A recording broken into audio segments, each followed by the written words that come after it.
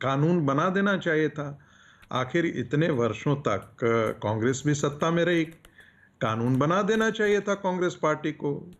Swaminathan committee की report आई थी, ठंडे बस्ते में डाल दिया गया था। कांग्रेस को कैसे कम से कम वो एमएसपी जो स्वामीनाथन कमेटी की रिपोर्ट के अनुसार था, दे देना चाहिए था। कांग्रेस ने कुछ भी नहीं किया।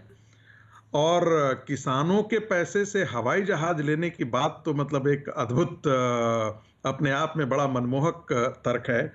आपने उसका जिक्र कर दिया, आपके दर्शक पता चल गया कि इसका खोखलापन कितना कितना ये खोखला है। देखिए, अभी एक और बात कही गई, प्रधानमंत्री ने किसानों के लिए दरवाजा क्यों नहीं खोला, रामलीला मैदान में क्यों नहीं बैठने दिया। बाबा रामदेव तो बहुत शांतिपूर्ण आंदोलन कर रहे थे, रामलीला मैदान में बैठ कर रहे थे। वो तो कोई जमीन भी नहीं खोद रहे थे, ना हाईवे रोक रहे थे। इसके बावजूद भी किस महेंद्र सिंह टिकैत की भी बात याद रख लो, नकल करके करने से कुछ नहीं होगा। आपने महेंद्र सिंह टिकैत की बात आपको याद नहीं रही? राजीव गांधी जी के समय में रामलीला ग्राउंड पर थे और इंडिया गेट पर थे। दे रहे हैं, ये क्या तरीका है? प्रतीक जी, मैं डिबेट छोड़ दूंगा। मैं संजू वर्मा जी, डिबेट जी, प्रतीक जी, मैं डिबेट छोड़ दूंगा। प्रोफेसर रागी साहब, आप डिबेट छोड़े या ना छोड़े, लेकिन अगर आप झूठ बोलेंगे तो निश्चित तौर पर आपका प्रतिवाद होगा। प्लीज खुला प्रतीक जी, और अगर टिप्पणियां करेंगे तो निश्चित तौर पर व्यक्तिगत प्रतिवाद होगा। तब सर आगे और प्रतिवाद व्यक्तिगत स्तर पर भी होगा अगर आप व्यक्तिगत टिप्पणियां करेंगे। प्रतीक जी, वो दिन भी इस देश को जानना चाहिए जब गाय हत्या को लेकर के साधु लोग संसद के सामने धरना दे रहे थे और श्रीमती गांधी की सरकार ने गोलियां चला करके सैकड़ों साधुओं को मार डाला था। तो आंदोलन के बारे में तो यदि नहीं जिक्र किया जाए वही अच्छा है, नहीं तो कांग्रेस का सारा कलही इस देश के सामने जनता को, तो कांग्रेस के प्रवक्ता लोग भागते नजर आ जाएंगे। मैं राजनीति शास्त्र का विद्यार्थी हूं, इसलिए मुझे ज्यादा आंदोलित मत करें तो बेहतर होगा। रही बात प्रधानमंत्री की दृष्टिबोध बहुत साफ है। प्रोफेसर रागी, आप आंदोलित हो जाइए। चुनौती देते हैं, आप आंदोलित हो जाइए। आप एक बार याद करके बताइए कितने सैकड़ों साधु मरे थे, एक बार जरा वो भी बता दीजिए पढ़ लिख करके।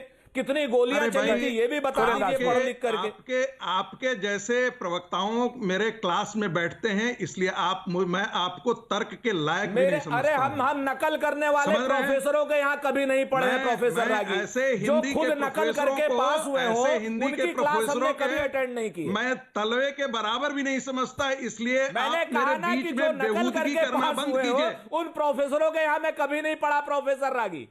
बेहूदगी करना मुझे पढ़ने की आवश्यकता है। लखनऊ का पढ़ा लिखा हूं और बहुत विद्वान प्रवक्ताओं, बहुत विद्वान प्रोफेसरों से पढ़ा। दिल्ली विश्वविद्यालय मेरे लिए दुर्भाग्य होगा कि अगर मैं आपसे पढ़ूंगा। पता लग जाएगी कि तुम कैसे हो। दिल्ली विश्वविद्यालय में भाई, अब आपसे तुम पे आ गए, यही आपका संस्कार है। ये है संघ का संस्कार। ये संघ का संस्कार है कि एक बात कही तो आपसे तुम पर आ गए, अब तुम पर आ जाओगे। ये आपका पढ़ा लिखापन है प्रोफेसर। नहीं सुरेंद्र राजपूत, नहीं इतने बड़े तुम पे आ गए और मैंने तुमको इतने पढ़े लिखे हो, अरे नकल करके मैंने तुमको बीच में हस्तक्षेप किया कि बेहूदगी मत करो, बीच में फिर से कह रहा हूं कि आपसे तुम पे और तू से तू पर मत आओ। ये नकल करने वाले प्रोफेसर। सुरेंद्र राजपूत जी, आप दोनों बहुत विद्वान लोग हैं, प्लीज लिसन। नहीं, आप इनको नहीं कह रहे। मैं कह रहा हूँ मैं असभ्यता बर्दाश्त नहीं कर सकता। संगीत रागी जी, सुरेंद्र राजपूत जी, ये होता क्यों नहीं है? ये हमको सुरेंद्र राजपूत, प्लीज संगीत रागी जी, ये बहुत सम्मानित। हमको हैसियत बताएंगे, नकलची प्रोफेसर हमको हैसियत बताएंगे। ना प्लीज पढ़ करके आओ, पहले सिफारिश करके प्रोफेसर बने। गांधी परिवार के तलवे चाट करके बड़े होने वाले आदमी कभी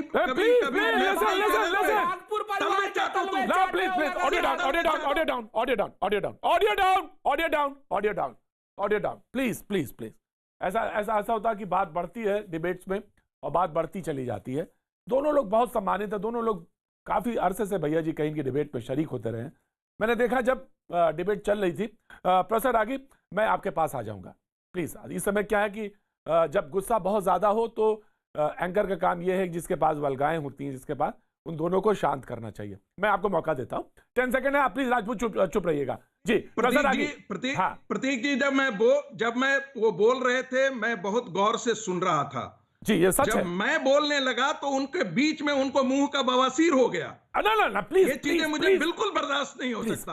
प्लीज और ये बेहूदगी मुझे बिल्कुल डॉक्टर अनुराग भदौरिया चुप, हंसिए मत डॉक्टर अनुराग भदौरिया, हंसिए मत, चुपचाप, हंसते हुए चेहरा अच्छा नहीं लगता डॉक्टर अनुराग भदौरिया। गांधी और नेहरू परिवार के तलवे चाटने वाले प्रवक्ता ऐसे ही होते हैं।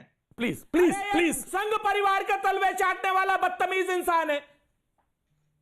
जाओ सुरेंद्र राजपूत, तलवे चाटो। दोनों को ऑडियो डाउन, दोनों को ऑडियो डाउन।